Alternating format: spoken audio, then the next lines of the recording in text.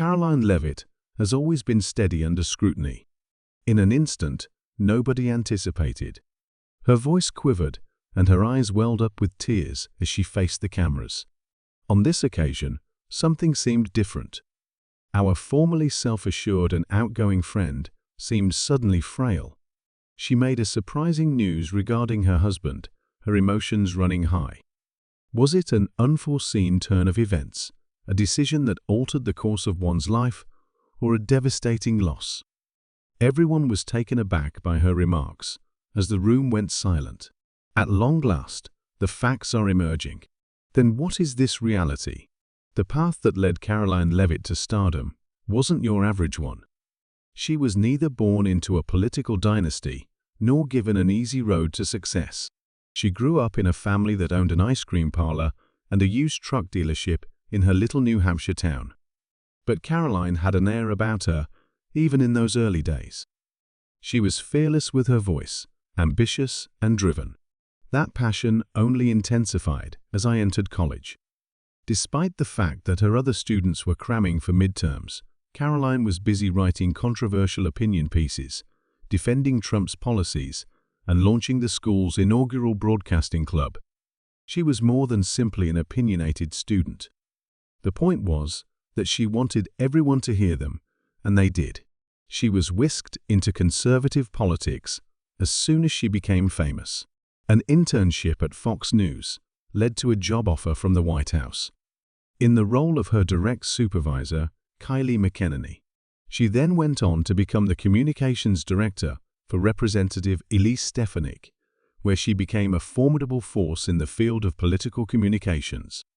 Karoline didn't only break through in an industry where up-and-coming voices sometimes face formidable obstacles. She made sure nobody could pay her any mind. However, her true character is emerging today. Karoline, who usually walks tall and proud in front of the cameras, breaks down into tears as she makes a huge statement regarding her spouse. Believe me when I say that nobody anticipated this. Like an event she went through after being elected, Karoline's career wasn't free of obstacles. A palpable sense of unsaid doubt pervaded the otherwise lively press room. Nobody was particularly rooting for the youngest White House press secretary to ever stand before the podium. Some thought she would be cautious, follow the script, and even fumble occasionally. All eyes would be on her because they thought she would be anxious and overwhelmed. Then, though, she took the lead. Her speech made it quite obvious that she wasn't here to follow the rules of the past. There were 47 minutes in her initial briefing. By the norms of the first day, that's quite a marathon. However, the length wasn't the only thing that made headlines. It was her way of dealing with it. There were no carefully worded non-answers or attempts to skirt difficult queries. Rather, she confronted the media directly, disputing their stories, exposing their prejudice, and making it plain that she wasn't your average spokeswoman. She commanded attention. She didn't give in, even when NBC's Peter Alexander asked her pointed questions that she probably expected. She responded with assurance, never once showing signs of being rattled, and she stood firm. Skeptics had entered, anticipating incompetence to be revealed. They were instead greeted by someone who possessed complete expertise. Turning the page, this was no accident. Prior to her time at the podium, she had been making preparations for it. Even while she was a student at St. Anselm College in New Hampshire, she was already researching the game and learning about the interplay between the media and politics.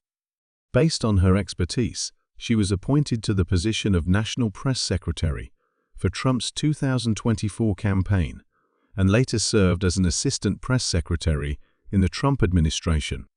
She wasn't merely a passenger. She was gaining experience, adjusting to new circumstances, and demonstrating her worth in a very competitive political climate. It wasn't merely her self-assurance, though, that made her stand out. She had a plan. The media landscape was changing, in her view. More and more individuals were being reached by non-traditional journalists, podcasters, social media influencers, and independent voices, while established news channels were losing their audience. She embraced the shift instead of resisting it. She wasted little time in her efforts to win over the establishment media. She conveyed the administration's message directly to the listeners' platforms. Introducing a new face at the podium wasn't the only issue. A new approach to public outreach by the White House was at the heart of the matter. She was very clear from the start that she was reimagining a position. Reporters and news organizations with deep roots in the establishment have routinely asked the same questions during White House press briefings for many years. Everything changed, though, when Leavitt assumed control. Out of nowhere, podcasters, conservative influencers, and independent internet voices were given a voice. The political class was taken aback by the decision. She thought it was obvious. Conventional news channels lost millions of viewers. Then why should the president choose to disregard them? Her strategy was effective, regardless of how others felt about it. Even the most successful press conference ever was called by White House Communications Director Stephen Chong her first. It was only that one phrase that caused DC to go into a panic. Conventional wisdom held that the dominant news outlets should have editorial control over the story. Obviously, not everyone thought it was great. Even though Leavitt was obviously a divisive choice, her politics weren't the only thing drawing criticism. Her private life also made headlines. She wed real estate tycoon Nicholas Riccio, who was 32 years her senior and was 59 years old. A multitude of individuals held viewpoints. Why did that happen? Was that a plan? To some, it constituted a scandal. Most people are unconcerned. Regardless, she remained unfazed by the din. More important, matters needed her attention. Following that, a complete and utter change occurred. Today, July 13, 2024. Donald Trump's event in Butler, Pennsylvania. It had an electrifying quality to it. Afterwards, gunfire erupted. Anarchy ensued. Donald Trump was hit by a gunshot. Agents from the secret agency drew near. Backers let out a raucous. Despite his injuries, he remained upright. It was a moment that jolted the entire nation. It shifted the entire dynamic. It was on an entirely new plane for Leavitt. That day, she was absent from the crowd. Not even in Washington was she. She remained at home, gently rocking her 3-day-old son. She treated the rally as if it were any other campaign event and turned it on. Out of nowhere, she found herself engrossed in the unfolding of history, rendered motionless by the on-screen events. The video looped indefinitely. She was struck like a freight train by its weight. Cradling this little delicate life, she was a new mother. She was also an activist in the political sphere. She had an inkling that this was about more than just Trump. The topic at hand was the future. Consequently, she did something that the majority of first-time mothers wouldn't dream of doing. She then turned to her spouse and announced, "I'm going back in 4 days." She only allowed herself that much. Her return to the ring came just 4 days after she gave birth. Shock swept throughout the populace. What gave her the ability to accomplish it? Then why would she? She had not yet fully recovered. Her newborn was only a week old. However, the solution was straightforward for Leavitt. She went on to say that the president came dangerously close to losing his life while serving our nation. Returning to my job was the very least I could do. They referred to it as loyalty. Some thought it was insane. However, from her perspective, it was merely fulfilling her duty. To her, Trump's survival was more than just another tumultuous political moment. It was an assertion. In the face of overwhelming odds, it demonstrated the power of perseverance, resolve, and plain old tenacity to remain firm. Why would she give up if he could take a bullet and keep going? Yet, let us be forthright. It wasn't easy to return to politics while caring for a newborn. At one point, she was arguing with reporters at the podium in the White House. The following day, she questioned whether her unborn child could recall her appearance. It breaks her heart every day to leave her child. She conceded that it is emotionally devastating. Was she, however, slowed down? Absolutely not. She simply wasn't that kind. Truthfully, she possessed a hidden advantage. Nicholas Rio and she were married. Behind the scenes, he was instrumental. Although he preferred to stay out of the limelight, she was busy navigating the mayhem in Washington, while he stayed at home to take care of their son, who, fingers crossed, wasn't already hatching a plan to get out of his cot. He stepped up in ways most people never witnessed, thanks to his business career, which was a blessing for her. For her, the assassination attempt was more of a wake-up call than a national shock. It brought back the reasons she had gone down this road, the reasons she had given up things that others would have taken for granted, and the reasons why giving up was never an option. Holding it together, she doubled down when she faced the press days after the most horrific moment in modern politics. Underneath her composed demeanor, though, something more private was about to emerge.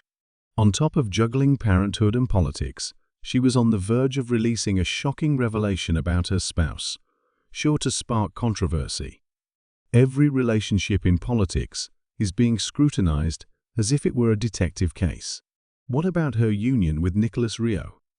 Some were taken aback by it.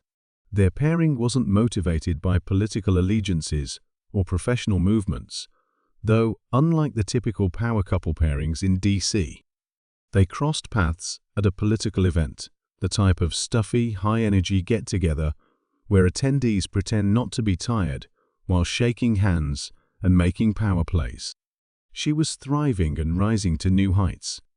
At the same time, Rio, a real estate tycoon with more wealth than the average person could ever imagine, had absolutely no desire to get involved in politics.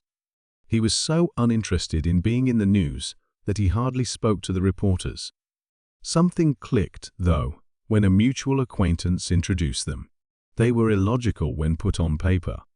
She was full of life, with boundless energy and a hunger for fame. He was 32 years older, social media phobic, and unconcerned with the most recent Twitter scandal. In a society where Instagram followers are essentially a metric of success, he lacked any. For nostalgia's sake, there isn't even a Facebook page, much less Twitter or LinkedIn. That was completely unprecedented for someone in his position of power. However, they perceived harmony, while others perceived discord. Her presence sent shockwaves through the room. The taciturn strategist was he. Great job observing from the bench. They had an unusual relationship. People started chatting about it. Not everyone understood. A few people really enjoyed it. However, it was a perfect fit for them. It was all everyone could speak about. It wasn't a casual remark about the age difference. It was the topic of discussion. There were a lot of opinions, and they weren't subtle on social media. Others characterized it as exploitative. Many others questioned its veracity. The comment area became available every time she shared a photo with Rio. "Is he your father?" Someone laughed it off. Still another one went for the heart. "You pass judgment on everyone, even if your husband is your grandfather?" However, she refused to budge. Unflinching self-assurance, without the need for elaborate justifications or theatrical clapbacks. She went on to say that he is the greatest man she had ever met, and her #1 fan. Whoever believed they could shame her into silence clearly didn't know what they were up against. She and Rio were busy leading their lives in privacy, purposefully, and without the need for an audience, while the internet scrutinized their every action. Excessive displays and magazine spreads are not allowed. Not a single soul who had any clue what they were dealing with. Their engagement was rhythmic as well. No frills, just the family celebrating Christmas 2023 at home. "Everything ended there?" he inquired. She responded. Rio on one knee, diamonds sparkling in the cold light, was the only shot she shared the following day. "It was the most wonderful Christmas ever. The love of my life is going to be my husband." Real happiness, without showmanship or artificial passion. They tied the knot in the same way. Their ceremony was modest and private, in contrast to the lavish affairs of most political figures.